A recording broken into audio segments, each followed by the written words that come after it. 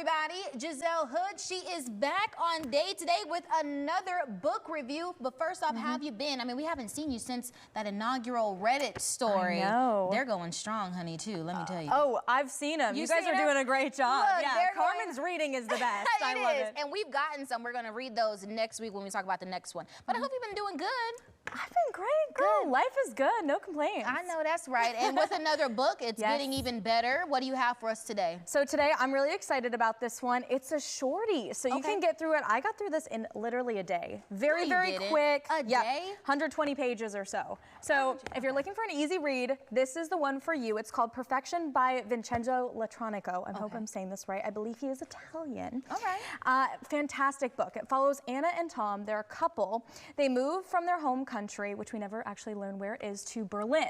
Okay. And so it's all about their life in Berlin in the modern age. It talks about how they kind of cultivate a life, and it asks the question, I think, is it a life or a lifestyle? Because we look at social media, right, and everyone is online focusing on making things aesthetic. It's a lifestyle. Yeah. But they kind of have struggles where they're not fully satisfied with their lives, and that's what this book kind of looks into. Oh, wow. That is definitely, no, trust me, that is true. And when you try to be like people on social media and you try to make it like your lifestyle, you realize, well, they're going through a couple of things to even get what they've got. Exactly. And it's all about them trying to make their lives look perfect to the outside world. They're cooking the right dishes. They have all the right friends. They're going to the right events, and everything looks perfect, but they're just really unsatisfied with what their lives look like. And so it's their kind of journey to finding what makes them happy. Do they find that at the end? You have to read it to find out. Do they find that at the end? Now I want to ask, now they're in a relationship? Yes. Does it put a little bit of strain? Are we seeing some relationship tension, or are they just on the same page throughout like the whole book? I think, in my opinion, we see them kind of become complacent with one another.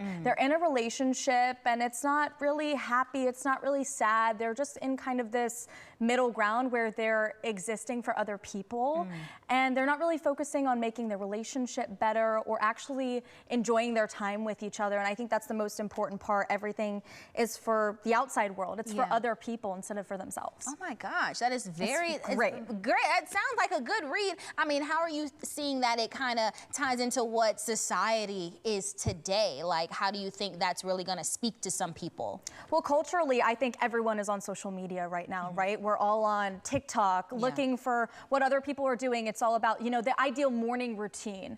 What do people's lives look like? We're all kind of searching for that. And I think this really examines 21st century. What are we expecting to get out of social media? Are we making that our entire life? And I think in this book, that's what the main characters are doing. They're making it their life when really they're not actually living. Oh my gosh, how are you on social media? Like, are you a content creator? Do you try to make it, you know, I struggle with it. That's only why I'm asking. Like, I want to see if there's somebody else out there, because at one point when I was in college, I was like, you know what? I want to try being an influencer, or I just wanted to have a voice or a place on social media. But let me tell you, being an influencer is a full-time job. It really is. Like, you literally have to be comfortable with tracking yourself or showing what you're doing, the good and the bad. And that's the thing. Some people only want to show the good. They don't always want to show the bad. And so is that like, they're like, some of this stuff, I don't know. I'm not really comfortable with this. I think I definitely identified with it in the fact that I will go on TikTok and search up decor ideas, or everything is just focused on, you know, being aesthetic. I think the word aesthetic really relates to this, just in the fact that it's the idea of making your life look like something. You know, we have I don't know, like the morning Pilates princess. You know, everything has a title nowadays. And then the gym baddie.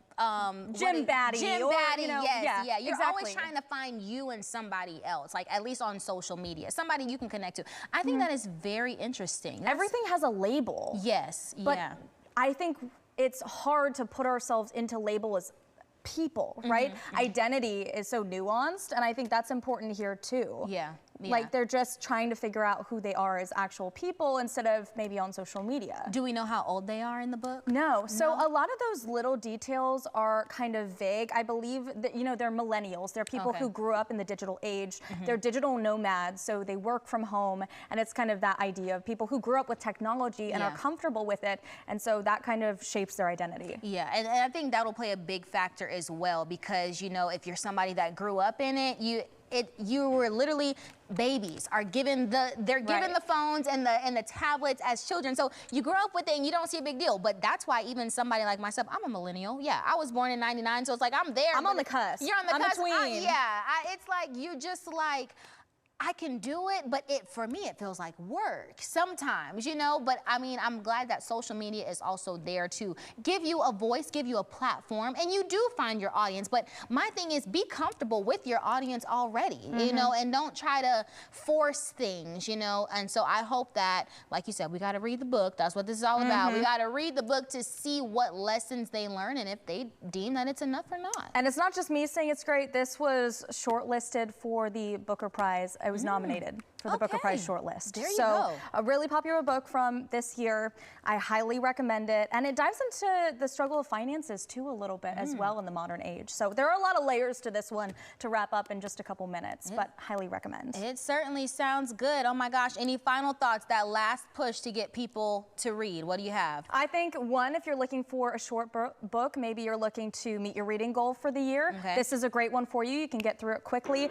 And if you're someone who just is struggling maybe in the modern age, trying to find your identity, maybe a younger person, I think this is a great pick. All right, Giselle Hood herself, you guys, thank you so much for stopping by with another great selection. We'll have the links on our As Seen on Day Today page, and look out for Giselle's review on the Day Today homepage as well.